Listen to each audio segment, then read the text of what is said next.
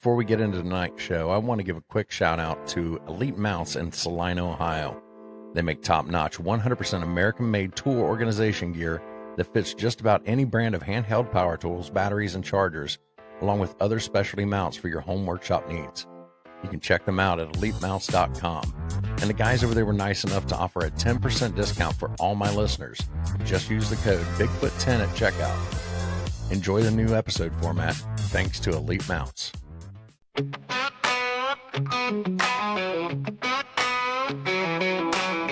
Out in the woods, shadows creep slow. Footprints deep where no man should go. Cold winds howl through hollers and brooks. Whispers of Bigfoot in the way it looks. Myths, monsters, and bullets in the night. Under a pale moon, strange glowing light. Truth out there like a blade it cuts. Myths, monsters, and bullets run amok.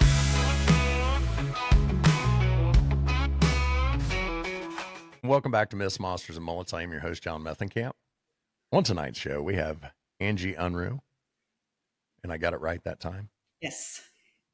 I met Angie at Beachfoot, and for some reason, I don't know if it was the mullet, she decided she wanted to come on my show. Yeah. But Angie, how you doing tonight? Doing very good. Thank you. So why don't you tell everybody a little bit about yourself and Squatch'ya doing? Well, once again, my name is Angie Unruh. I have a YouTube channel called Squatch'ya Doin, and it's all dedicated to my, for lack of a better word, interactions, experiences with Sasquatch. So what I do is I go out and I'm trying to currently to establish a gifting spot with a clan, but it's just my experiences. I just record them. I go out there by myself with my camera. So it's very low tech, very simple. And I just record what happens and then I just post it. And so that's how long have you been doing this? I started my YouTube channel back in November of 24, okay. But I've been having experiences before that. And I just didn't get the nerve to talk about it until recently. And I'm like, well, if I'm going to start talking about it, I might as well just go all in. And so I went all in. I started a YouTube channel. I got a Facebook page going, Squatch'ya Doin. And, I'm just putting it all out there because, why not? If they're there, why hide it? Right. And you're in Arkansas, correct? I am in Arkansas. Yeah, that seems to be kind of squatchy. You know what? Looking back at what I've learned through the years, yes. When I've lived here practically my whole life, and I was having experiences back in the 80s and didn't realize what was going on, and then when I had a couple experiences back about 5 to 7 years ago, that really got me on the path of, okay, what's going on? And as I started learning things, I started having all those flashbacks to things that were happening back in the 80s. And I was finally able to understand what was going on then. And it's like I said, it just put me on a track of not only learning about them, going out and actively trying to find them, and then just putting it out there. And so, yeah, I didn't realize what a squatchy area I truly lived in until I started learning more about them. Yeah. Everybody that listens to my show knows that I talk about Matthew Orton. He's down there in Arkansas, and he's got areas that he goes and investigates all the time. And, you hear a lot of encounters, not just Falk, all over the state. All over the state. Yeah, it's true. It's so true. And we're kind of like a little good kept secret. Only us locals really research here. We don't get a lot of Allertowners or stuff coming in to do it, but it's a great place to squatch. Right. Yeah. Well, I mean, Todd Neese lives down there, so he does. there must be something going on down there. Yeah. You're just not going to make a move from, the Mecca over in Washington and Oregon to any other place where you can't go squatching. So yeah, yeah, yeah. So, like I said, we met at Beachfoot, and that was the final Beachfoot, Was which I'm kind of upset by that because my first time there was the last one. me too. So, It was my first and yeah. last. Um, what did you think of Beachfoot? It was such a nice time. It was really nice to be able to get with like-minded people and to discuss openly things and be treated with respect, not people laughing at you, mocking you, or trying to change up what you're doing. But everybody was just truly interested in what everybody else is doing. Just very supportive, and I really thank Todd Neese for inviting us, and to be able to experience it for the first and last time. But I loved it. It was great. Yeah. What I really enjoyed about it was, when you go to these festivals or conferences and stuff like that, it's just so packed, and you just have so many people there, and you don't know who you're around. True. There it was, like you said, it was a bunch of like-minded people, and everybody's there just to talk about Sasquatch. You don't have it was just so relaxed. That's what I loved about it. Yeah, you don't have like test the waters before you start bringing up the subject to see how the person's going to react. You could just start talking and it's totally fine. Right, right. I loved it. I Yeah. loved it. And that was my first time going to the Pacific Northwest. Uh-huh. So, I mean, the location is just gorgeous, It's you know. fantastic. I love it out there. Yeah, yeah. Yeah, I Didn't like spent the it gas prices though. right. A lot. The prices for a lot of stuff out there is Yeah. kind of crazy, especially being from Arkansas here. I mean, we have our pricey stuff too, but yeah, it was quite pricey. But Yeah. It was kind of a sticker shock whenever I got off the plane. I was like, "Are you serious?" right, I think when I left Indiana, it was like I think I was paying like 265 for gas, and I get out there and it was 425. I'm like, "Holy cow!" right. Yeah, yeah. And we drove our RV, and so I'm sure my husband was going, "Holy cow!" Yeah, I bet. I bet. Wow. That was an interesting trip driving all the way out there. We did. We tried to make the most of it. Like, you know what? He hasn't had like a nice vacation in a couple of years. So like, well, let's just make it a whole thing. Let's just leave for, a week early and take our time driving out there, see certain things, get there, enjoy Beachfoot, and then slowly make our way back home. And that's what we did. It was very nice. That's awesome. That's Yeah. awesome. So let's get back into your encounters. Okay. I don't know how you want to do it. If you want to do it in, true chronological order or from the time you realized Bigfoot's real. Oh, that's a good question on how you want to do it because early on, well, okay, I'll just kind of start talking and kind of weave it on how it kind of happened organically. Okay.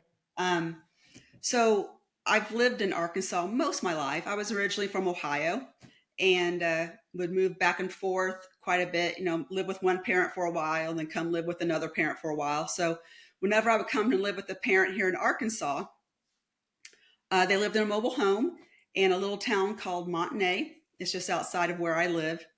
And behind our trailer, there was a big, we call them mountains here. Now, I'm sure people from Colorado wouldn't call them mountains, but we call them mountains, And so we had a big mountain behind our house, and it was all wooded.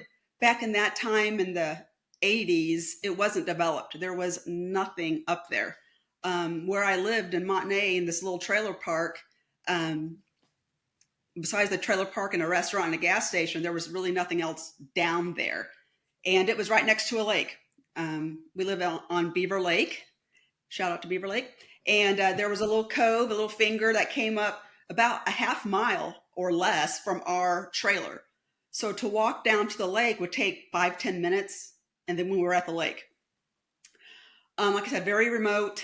And I can remember as a kid, being in the house, hanging out with my stepsister, stepbrother, my family, and hearing somebody outside walking around. And I would always ask my mom, who's out there walking? Because, like, mind you, behind the trailer, it was a mountain. There was nothing back there. And she's just like, oh, I don't know. Actually, I don't hear nothing. I'm like, how can you not hear that? And that would happen all the time. There were times I would look out the window, would never see anybody, but I always heard footsteps, but never saw anything. And so after a while, we just called that sound the old man of the mountain. I'd be like, oh, here comes the old man of the mountain, when I'd hear the footsteps. And that was it. I was probably in early teens at that time, maybe mid-teens. And then, that would go off and on throughout the year. I remember one summer we were down at the lake. Like I said, it was just down from our house. And we always called it the point, because that part of the finger, there was a road that you could walk down, and it was like in the shape of a point. So we called it the point. So we'd always just go down there and hang out. We would swim down there. Us teenagers would just hang out, like teenagers do, just shooting the breeze, throwing rocks, just having fun. One day we were down there and rocks started flying our direction, like little pebbles. And there was about, if memory serves me right, 3, 4 of us. And we were like, hey, knock that off. Now, it was coming from the direction of the road. So we had the point where the lake was, and then a little strip of woods, then the road, and then on the other side of the road was more woods. And it was coming from somewhere in that direction. And because we couldn't see real well because the trees that were in between us and the road, all we knew that rocks were just coming our way. It wasn't hitting us, but we were getting thrown at every couple seconds. So we were yelling up there, hey, knock it off, stop it. You're going to hit us. This isn't funny, And then after a while, we're like, start calling out our friends' names who weren't with us. Hey, so-and-so, knock it off. And the rocks kept coming. And we're like, you're going to get it later. If you hit us, we're going to get you. And that was the whole thing. And it kind of just stopped. Well, later on, we were asking our friends who weren't with us, we're like, hey, why were you throwing rocks at us? That wasn't cool. And they're like, we weren't throwing rocks at you. We're like, oh, yeah, you were. Just knock it off. Like, we weren't throwing rocks at you. And we're like, well, somebody was throwing rocks at us. And, we thought it was you guys. And they're like, no, that wasn't us. So I was like, well, that's weird. Well, sometime later, like I said, during those teenage years, it's all kind of a blur, especially when I wasn't anticipating trying to remember all this stuff. So one night, my stepsister and I, we shared a bedroom. We had a big, giant water king bed, a king-sized water bed, which was fantastic. But anyways, we shared that room and shared that bed when she would come and stay with us on the weekends because she lived with her mom somewhere else.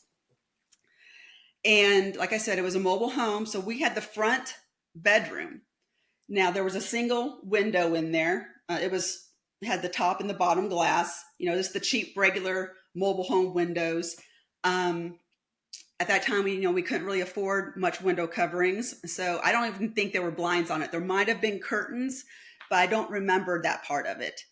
And in the summertime, it's quite hot. And since we were low income, we didn't keep the air conditioning running. We would just leave our windows open. We had a screen on the window, but we would sleep with the windows open. Well, I remember in the middle of the night, I was farthest from the window. So I was on this side of the bed. My stepsister was next to me. And then there was the window. And I woke up in the middle of the night. It was just kind of like I just sat up and I turned. And as I turned, at the top of the window, there was an outline of a head. It was all black because, like I said, it was night. I couldn't see anything. There was no light. There was an outline of a head with red eyes looking in the window at me. And the head was at the top of the window. And like I said, it was like looking sideways, looking in. And I remember I looked over and I saw that. And I just kind of froze in fear. And next thing you know, it's just gone. Wow. So do you think the red eyes were from like light from inside the trailer reflecting, or do you feel like it was emanating from the creature? I don't know. in my recollection, I don't remember any lights being on in the house. We always slept with our door shut.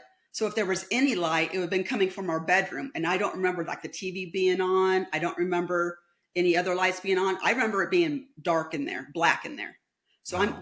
I'm thinking they must have been self-illuminating, unless maybe the moon was catching the light of their eyes. I don't know.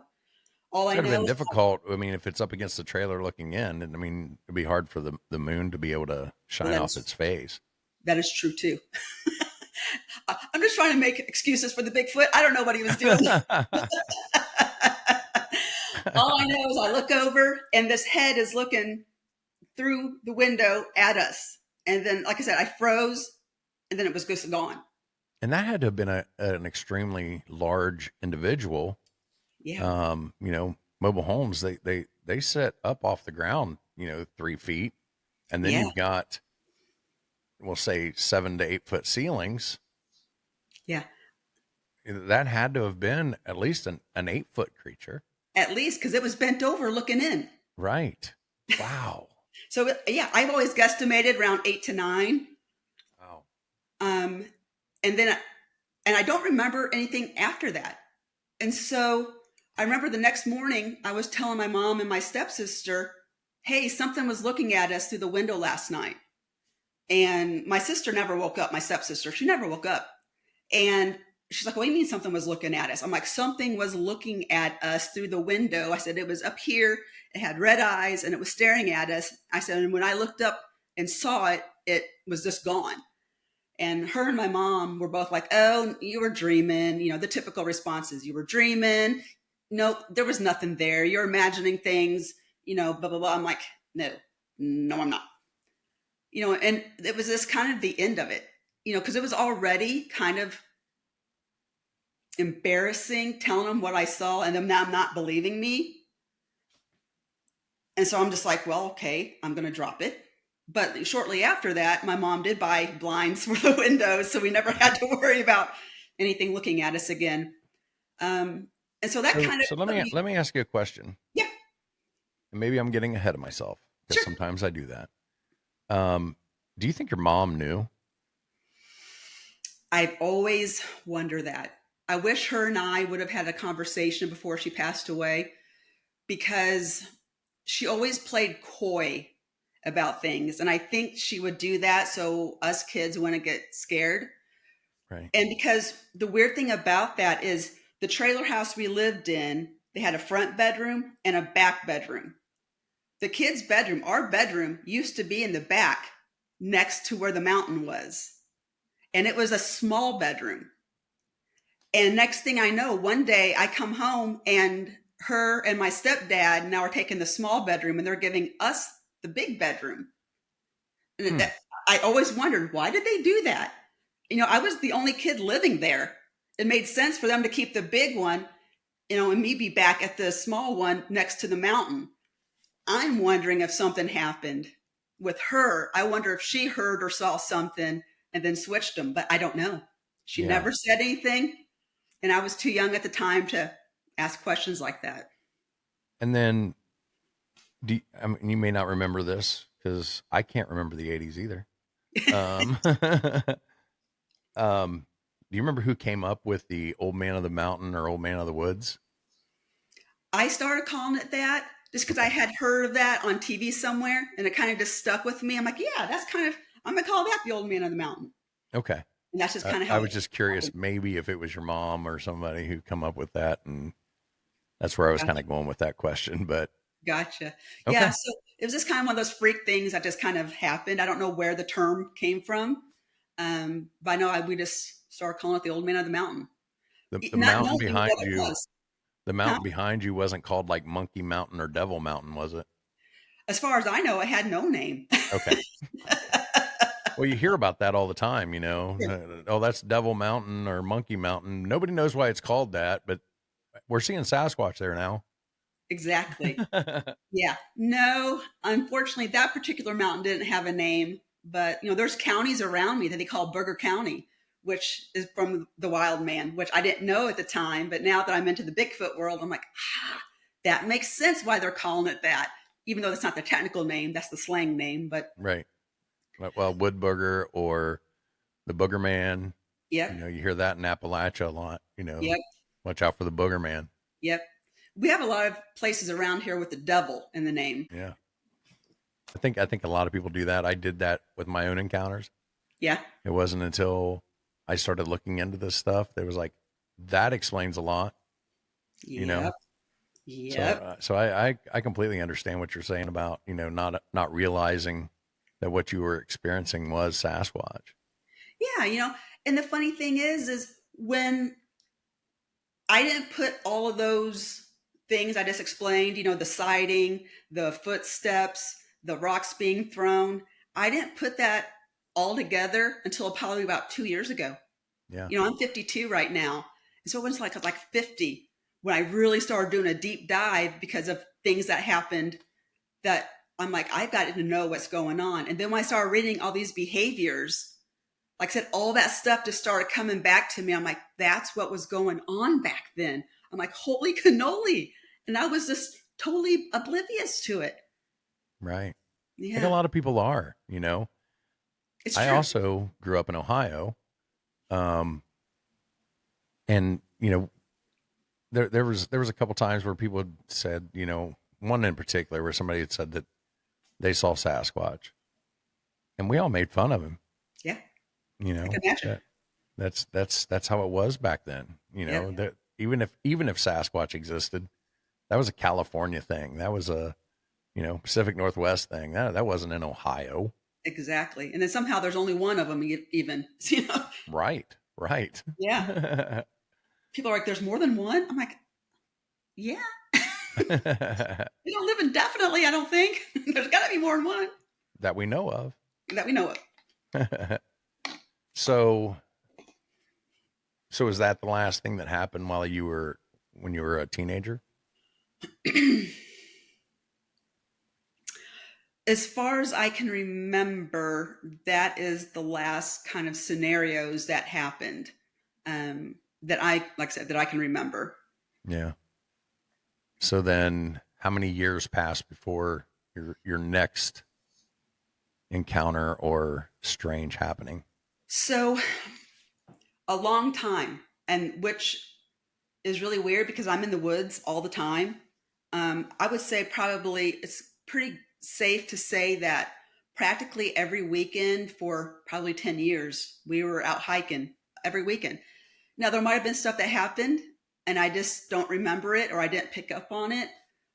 So I don't have any recollection of any of that stuff until about, when did the Minnesota thing happen? Probably the mid 2000, somewhere between 2005, 2010, is when I had my next aha moment.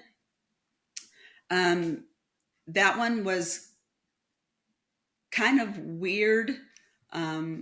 So by then, finding Bigfoot was already on TV. So that was my only exposure to Bigfoot stuff. That's all I knew about Bigfoot is what I would see and hear on Finding Bigfoot. And we would watch it every week. We thought it was great. Then one time my husband and I went up to northern Minnesota for our anniversary weekend. We had a place outside of Grand Marais, which is up on the North Shore. You're really far up inside of Minnesota. You're about 2 hours, maybe, from the Canadian border. Probably less than that once you're at Grand Marais. But anyway, so we were up there on the boundary waters. There's a road that takes you up to the boundary waters, which separates Minnesota and Canada. And there's just woods galore out there. And you can just kind of close your eyes and spin and throw a rock and you're going to hit water. I mean, there's just water everywhere up there. It's amazing.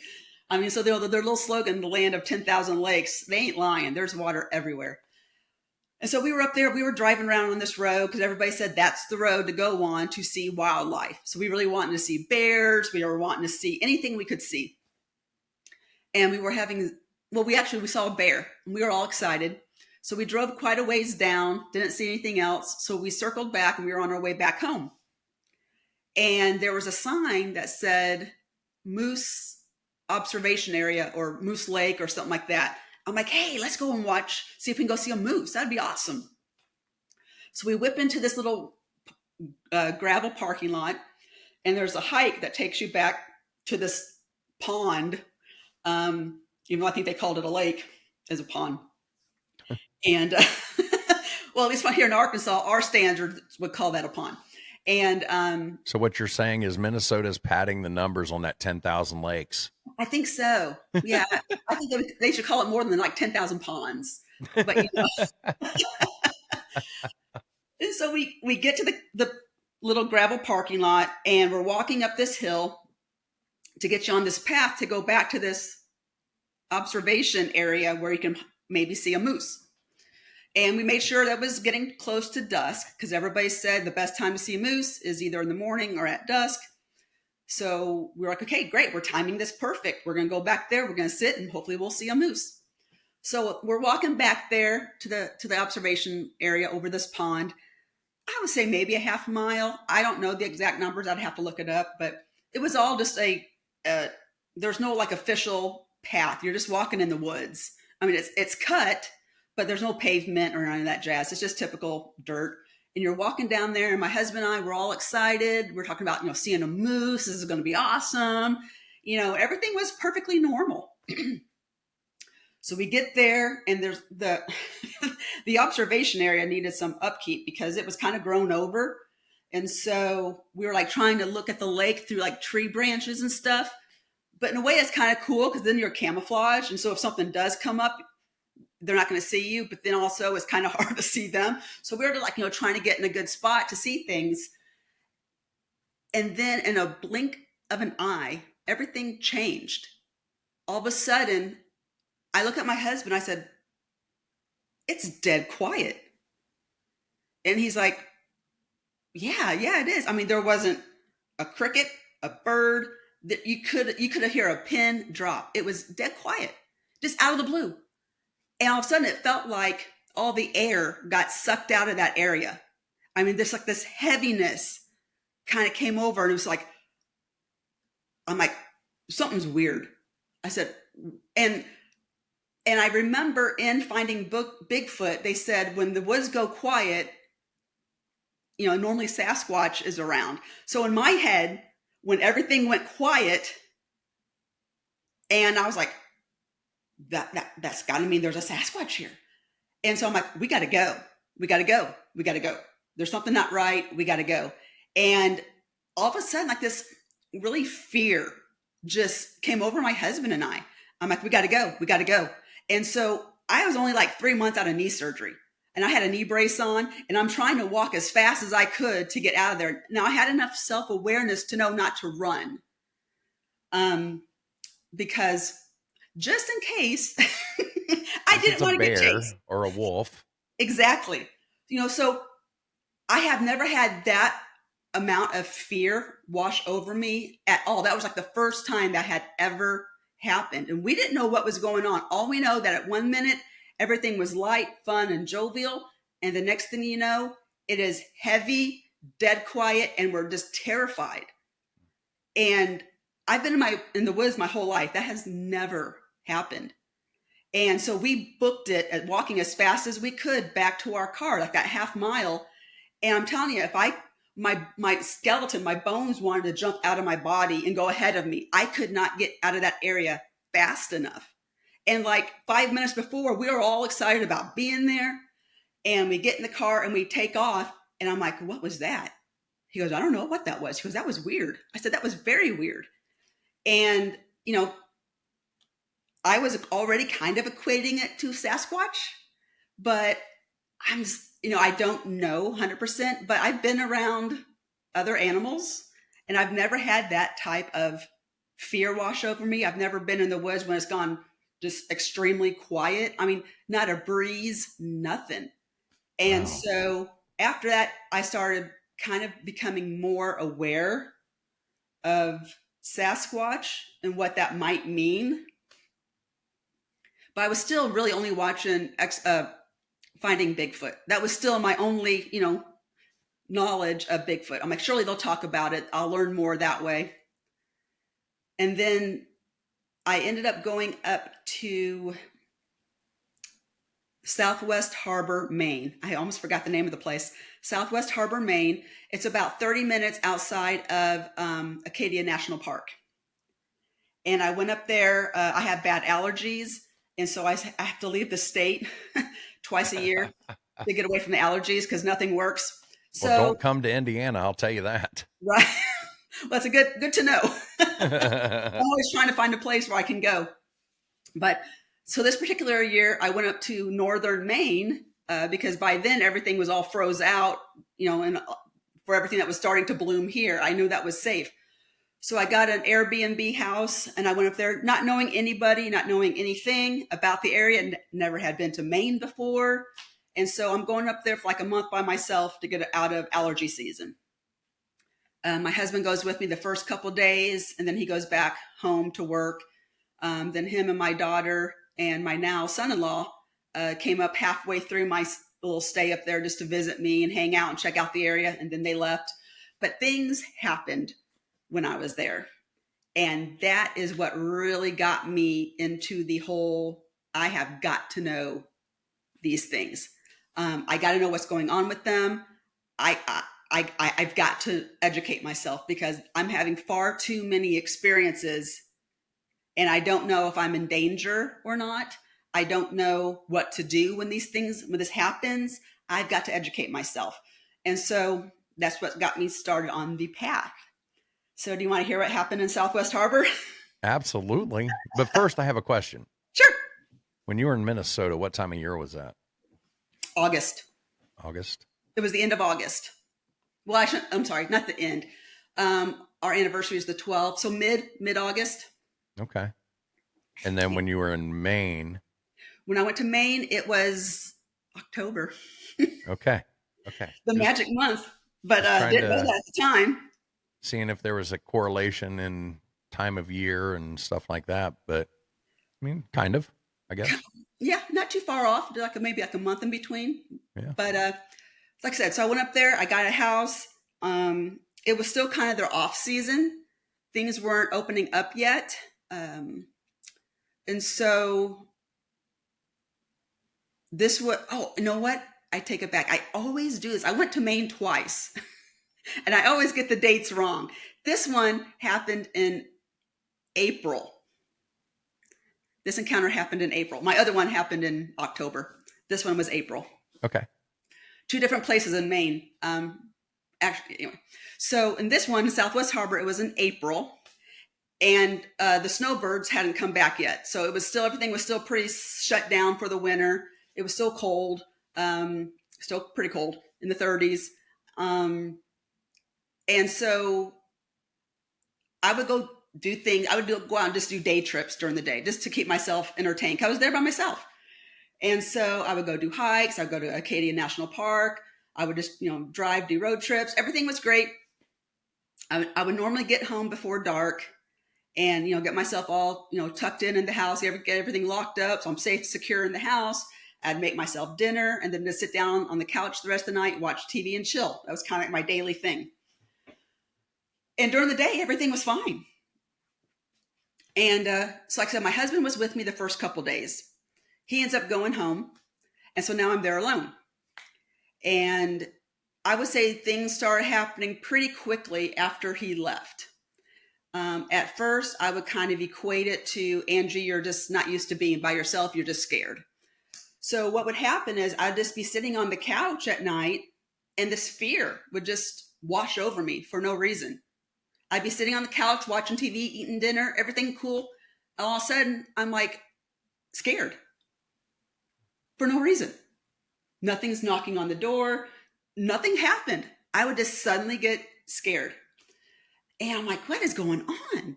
And this would happen night after night after night. And I'm like, this makes no sense.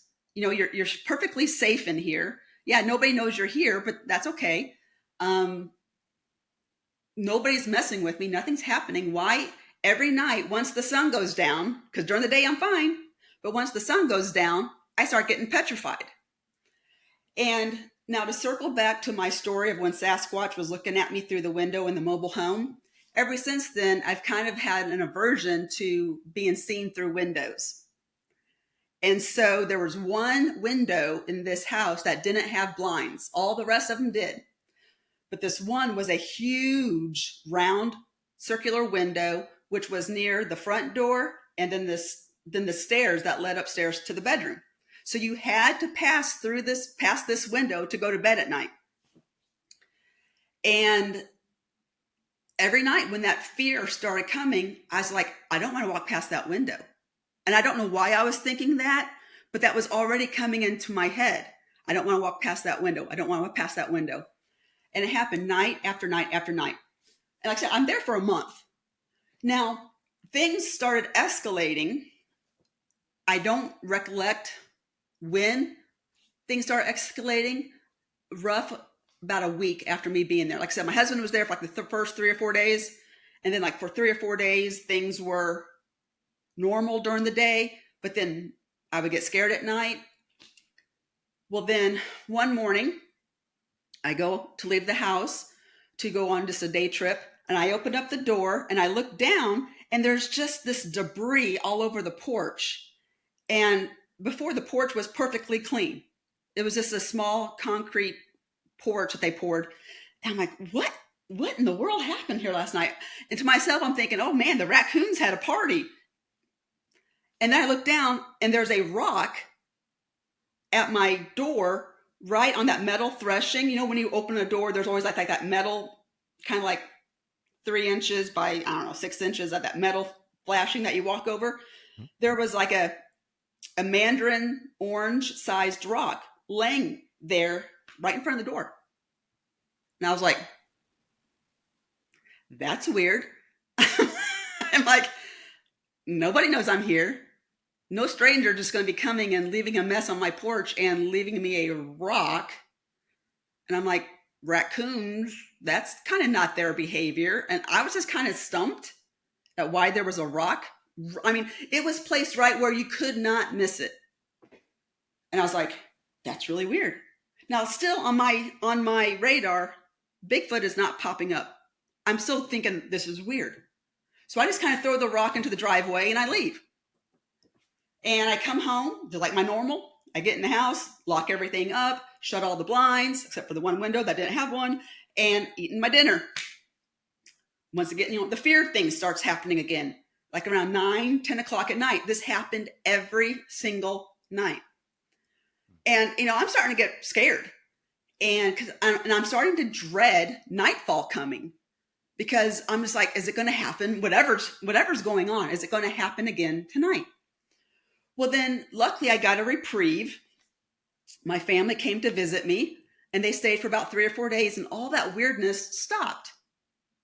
And so I'm thinking, okay, well, maybe it was me. Maybe I'm just scared being by myself, which I didn't think that was the case, but I'm trying to rationalize stuff. And so I told my husband and my daughter, I'm like, hey, I said, there was a rock left and placed in front of my door. And they're like, what? I'm like, yeah, isn't that weird? And they're like, oh, come on, Mom. I'm like, no, something left. There was a rock in front of my door. I said, what do you think of that? And they're like, nobody's messing with you. I said, well, I don't think anybody's messing with me. I said, but how did the rock get there? And they were just kind of like my mom did all those years ago. And like people that when you tell them things, they always try to foo-foo it. So I'm like, okay, fine, whatever. Even though I knew in my head something's going on because me getting scared every night, a rock being left. So anyways, they end up staying their time and then they leave. So once again, same thing happens. I would go out during the day, do my stuff, come home, the fear would come. So one night I'm thinking, what is going on? So I'm watching TV and the kitchen is off to my right. It's a separate room, but I could see it. And I don't know if you've ever been to Maine, but they usually build their houses pretty high up because of the snow in the wintertime. They don't want their doors to get blocked and stuff. So they build them on really, really high slabs normally. That way, you can open your doors and stuff when the snow piles up. So this house was built up really high. And so I would say that window in the kitchen was probably 9, 10 feet high. And then the roof still went a little bit higher than that. Sitting in the living room watching TV, scared, all of a sudden, wham! From the kitchen, I could hear at the top of the kitchen wall next to where like the wall and the ceiling meet, something whacked it. And I just sat there. And now, mind you, I'm there alone. I know nobody. I have no way to defend myself. I'm, in essence, a sitting duck, and something just slaps the side of the house. Now, mind you, as well, everything was still shut down. I was like the only house in that area that had people in it. The whole rest of them were still vacant for the winter. I was the only one there. So my lights and everything were on. So it was obvious somebody was there. And all of a sudden, the side of the house where the kitchen was, up towards the top, not at the bottom part of the wall, at the top of the wall, gets slapped. And I'm petrified. I don't know what to do. And I just sit there and just wonder if anything else is going to happen. You know, I had alarms on all the doors. They have like these little travel alarms that you can slide into the door, and if the door opens and it pops it, and like a siren goes off. So I was just waiting for the sirens to go off. I was waiting for somebody to come in. Nothing else ever happened except for that slap. I'm like, okay, wait a minute. I have a rock left at my door. Now the side of my house is getting slapped. And then every night I'm scared. And I'm just like, what is going on? And the part of me kept thinking, okay, maybe, could this be a Sasquatch thing? Because, you know, I've heard things from finding Bigfoot, but I was still like, no, it can't be. It can't be. No. You know, like I said, every night when I had to go up those stairs to pass that window, I really, really, really fought emotionally every night about passing that window, because to get to bed, I had to, but it just scared me. So a lot of weirdness was going on.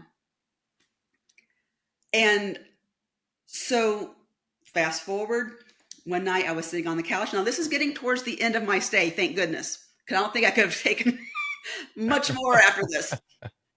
So I'm sitting on the couch, and the couch was on the wall. Then there was like a little entertainment center, you know, like a little, you know, coffee table. Then there was a little walkway, and then the outside wall. And the TV was mounted on the outside wall. And all that was maybe 5 feet. You know, it was a real long, skinny room. And then there was a big deck on the front of the house. And then they had that really heavy wrought iron furniture. I don't know if you guys knew what that was, but it was like I always saw either white or black. And it was like made of wrought iron. It was heavy stuff. Yeah.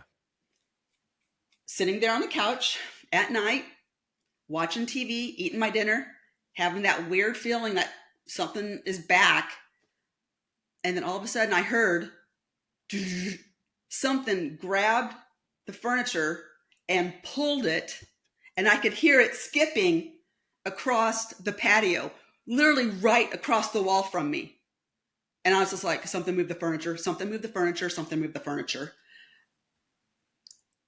I was petrified, not only knowing that something is out there and I have no way to defend myself, but there's also 2 sliding glass doors on each side of me at that wall that led out to the deck.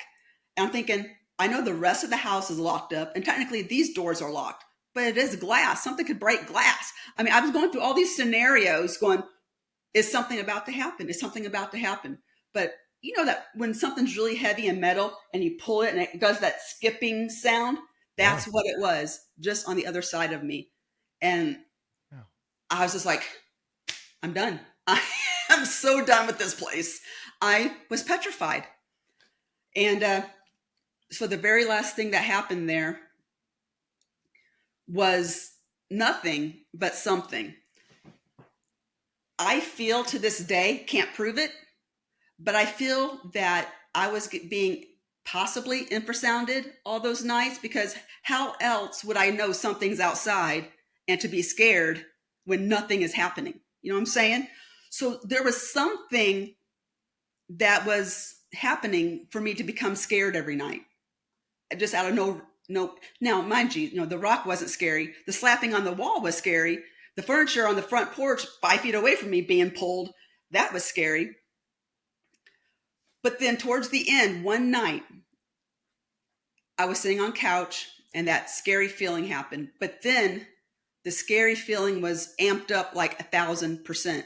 I was sitting there and I was literally trying to fight back tears sitting on the couch, and nothing is happening. But I have this overwhelming dread, this fear, and it had to do with that window. For some reason, and this is just me speculating, but I have a feeling that night, if I would have looked out that window, it would have shown itself to me. That's just the feeling I have because I was just so scared that night. I mean, I did not want to walk up those steps. I did not want to pass that window. If I could have like done a belly crawl up it where nothing could have seen me, I would have done that. But I knew I had to pass that window. And of all the nights, like I said, it was just ramped up 1,000%. I did not want to pass that window because I knew if I looked out, there was going to be something there. And so when I got to that window, when I was going to bed that night, I literally put my hand over my face so I could not look. Because now part of me now kicks myself, but back then in the moment, I did not want to see what was out there. I was not ready. And then I got up to the bedroom and I locked the door, and like I said, I went home like the day or two later. Wow. But with all that going on, and then I started doing some deep dives and I'm like, oh, I wonder if the people who normally live there knows that there's one around there, and it was gifting. Because why all of a sudden would it come and just gift me a rock? Something that they don't even know me. It doesn't even know me. But I still try to wrap around my head about what happened there and why all of it happened. It just makes me wonder if the owners of the property, like I said, it was an Airbnb house, if they knew. Right.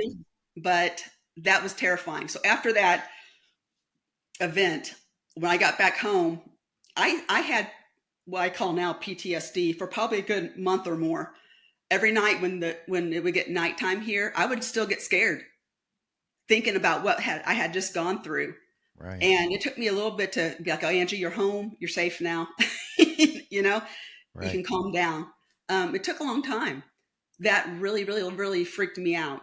And then after that, I did a really deep dive for like 2 years trying to learn about these things because I had to. I had to know what was going on.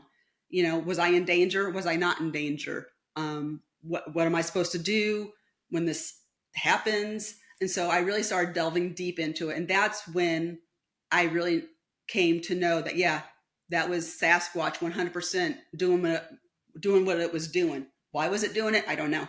But I'm convinced without a shadow of a doubt because that's just classic behaviors now that I know. Right. And the feeling, was it the same feeling that you had in Minnesota? Pretty much. Yeah. Yeah. Like I said, if my bones could have jumped out of my body to run and hide, it would have. I was petrified. And I had never, ever had that before. Yeah. I mean, I've grown up in the woods. I mean, I'm from Arkansas, for crying out loud. I spent my whole life in the woods, and I have never been scared like that. Wow. Yeah. I've never experienced the infrasound that I'm aware of. I'm assuming it was. I don't know. But in my head, I'm thinking, how did I know that something was out there and to be so scared every night if something wasn't energetically happening? Did you feel nauseous or anything? Not that I can remember. I just know that I started feeling really anxious. And I don't know if you've ever had anxiety. It kind of feels like you're like electrically charged inside. You're just kind of just nervous all the time. I started having that when I was up there a lot. What about your vision? What do you mean by vision? Did you notice anything like things were blurry? That's kind of hard to tell because I wear reading glasses. So if I don't have my glasses on, everything's blurry. But I don't. I just had to buy my first pair of glasses. Doesn't that stink? Oh, it does. I took a picture of myself, sent it to my kids, and said, "Don't get old." That stinks. But to answer your question, I don't believe that my vision was affected. I don't know. Because like I said, I have to wear reading glasses to read, or to be on my phone, I have to have my glasses on. Right. But to watch TV, I don't. So I don't think that was affected. Okay. I just was curious because that's sometimes you hear people say when they feel like they've been zapped or hit with the infrasound. Mm-hmm. They feel nauseous, or they feel nauseous afterwards. Mm-hmm. Um, and then some people report, they kind of get blurred vision because the the infrasound actually affects their eyes, like they're shaking or something. Mm. I can see that. Like I said, I don't know. Like I said, I couldn't make a definitive statement. Right. All I know is how could I be sensing something out there without even seeing it? So I'm still trying to wrap my head around how. I mean, is that just kind of like maybe an innate feeling that you get like when something's not quite right? Does that mean it's infrasound, or is that just something, that's built into you? Right. I'm still trying to wrap my head around what exactly was going on. And you never smelled anything during either of these? No, no, Okay. never. I've never smelt it. Okay. Yeah. It's hit or miss on the smell. Yeah, The reports that I've taken, yeah, some people report it, some people don't. I wouldn't say it's 50-50, but you know, there's a lot of people who just say, no, I didn't smell anything. yeah. Like I said, I've never have, and I'm just kind of wondering because, like you said, some people do smell it and some people don't. I'm just wondering if they have like an ability, like a skunk does, that they can release a smell at will if they want to or not. That's kind of where I am right now because I'm just trying to reconcile why some do and some don't smell it. Right. Right. So then you go home, Go home. and then you said, I didn't have enough fun in Maine, so I need to go back. Yes. This time, though, in Maine, nothing happened. Okay. When I went to the other part, I went to Greenville, Maine the following time. Was out in the woods, like I said, and this was the fall. This was the October one, and I was out there in the woods all the time. Never had anything happen. I wonder, you said the first time you were there was in April. You said Yes. the snowbirds hadn't come back yet. Yep. Now you're going back in October. Snowbirds have just left. Maybe it takes a while for them to get amped back up and, get comfortable with less people. Possible. Yeah. Yeah, And I was in a completely different area too. that's true. Where I was in when this encounter happened, like I said, it was on the coast, near the Bar Harbor area in Southwest Harbor, Maine. When I went back up there in October, it was in Greenville, Maine, which is probably 2 or 3 hours Okay. away. And like I said, nothing happened there. And I was in the woods all the time Hmm. because I was kind of already, I had been studying. So I'm like, okay, but nothing ever happened then. My next encounter happened a year or two later. My husband, Minnesota, I'm telling you, we were in Minnesota, North Shore again. And we went up there for our anniversary because, I kind of love it up there. And so my husband always is like, what do you want to do for the anniversary? Go to the North Shore. So back to the North Shore we went. And we got another little house. This time we were in a little town called, I called it Schroeder. So I hope I'm pronouncing that right. It's kind of near the North Shore. It's just south of a little town called Lutzen, but it's all kind of up there together. And I had rented a house on Lake Superior. So if you walked out the back door of that house, there was a giant boulder and then there was the lake. Hmm. So we were right on Lake Superior, but it was very wooded. Whoever owns the home has the landscaping was just about as high as the house. I mean, the flowers were just huge around that place. And we got there extremely late. We got there about 1 a.m. And by the time we unpacked and got settled and got to bed, it was like 2 a.m. And I was still quite razzed from that day of traveling because, we flew and then we flew in Minneapolis and then we had to make a 4-hour drive from Minneapolis up to the North Shore. So I was still kind of adrenalized. So my husband's over there laying in bed and I'm just laying, sleeping. And I'm over here laying with my eyes open, scrolling on my phone, just, nothing to do because there wasn't a TV that we knew of at the time. We found it the next day, but that night I didn't know there was a TV. I'm laying there in bed trying to go to sleep, nothing happening. And all of a sudden I hear, do you know, you're probably close to my age, maybe thereabouts. I Back just in the turned day, 49. okay, well, we're close. I'm 52, so we're close. I honestly, when you said that earlier, I really thought you were a lot younger than me. And I'm not just Oh, saying that really? because you're my guest. I really did. Like when we met at Beachfoot, Yeah. you know, um, I was like, I thought maybe early to mid 40s. Oh, really? Well, Yeah. thank you. Yeah. But Yeah, a anyway, lot of people get that's surprised when they hear whatever. my age. I might even take that part out. So, Uh, so back in the day, if you would listen to a tape recorder and you were lazy and you didn't feel like hitting stop and then rewind or fast forward, you would just go from play to straight to either rewinding or fast forwarding, and it made that type of sound. That's what I heard. I was laying there, and like I said, this is an old wood cabin. There's no insulation. You're just separated from the logs and then outside. There's no sheetrock, nothing. It's just logs. It's an old cabin that they kind of redid. I was laying there, pitch black, and all of a sudden I hear that blip, blip, blip, blip, and then bam, bam, bam, gone. And I knew, like I said, I had already been now diving into the Bigfoot world.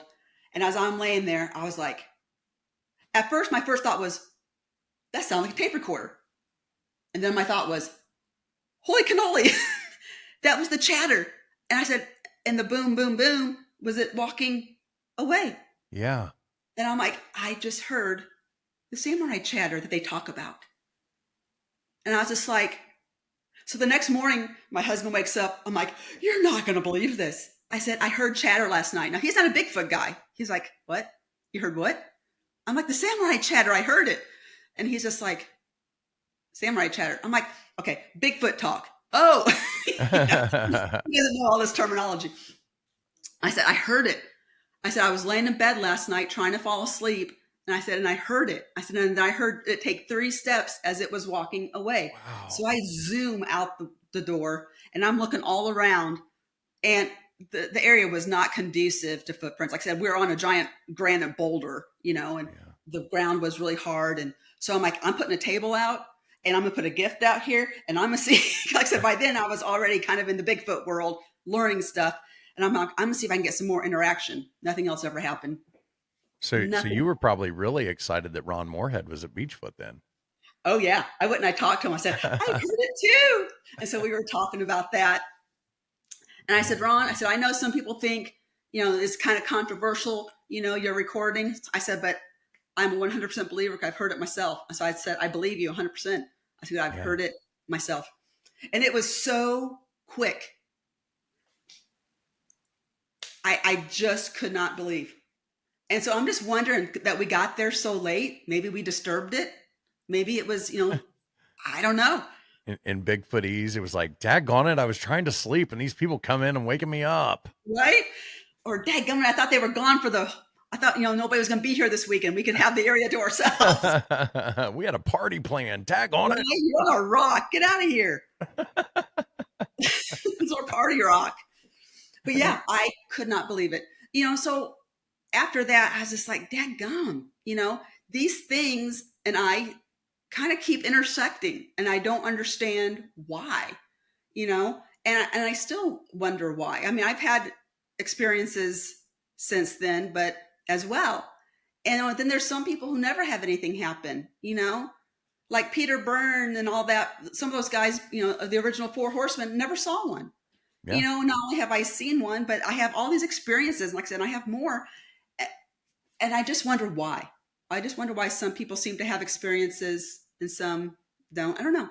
I think about that a lot. Right.